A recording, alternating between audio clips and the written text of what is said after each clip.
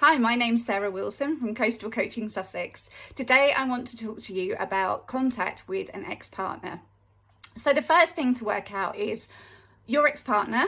Was it a toxic relationship? Was it a friendly relationship? If it was a friendly relationship, it is quite possible for you to remain friends, but there's still a key question you'll need to ask yourself. Hold that thought for a minute. If actually there was toxicity in your relationship and you are still in contact with them because you can't quite cut the contact, if you're still in contact with them because you're not over them yet, then really you need to start weaning yourself off.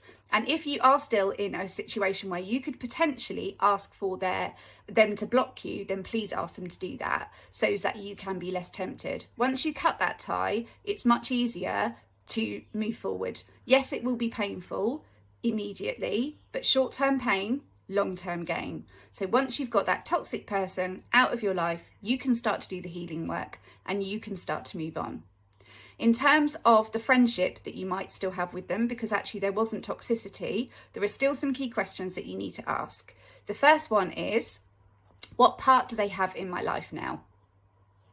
The second one is, what future do they have in my life now?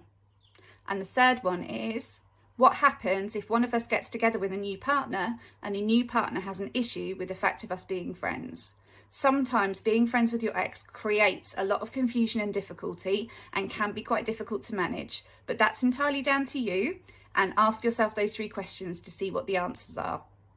Okay, so sometimes we have to have contact with an ex because there's other things going on. Children, other dependents, a business together. There are other examples. Work out then how you're going to manage the contact between you. What can you contact each other about and how?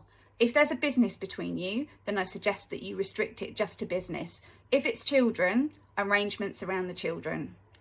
If the relationship ended badly, do consider that actually message or email contact is much better because it's clear, it's in black and white, and you know what's been agreed between you for each of the situations, and it does sort some of the confusion or potential confusion that can come out of that. So, are you in contact with a toxic ex? What is their place in your life now? What is the future in your life? Do you have to have contact, and how are you going to manage that? And set it out with them step by step. If there's a toxic relationship and no reason for you to be in contact, then do consider blocking them and asking them to block you so that you can avoid all temptation. For more hints and tips on dealing with toxic relationships, come and join my group, Healing Her Toxic Past. It's on Facebook, easy to find. It's the only group with that name. I'd love to see you there. Take care.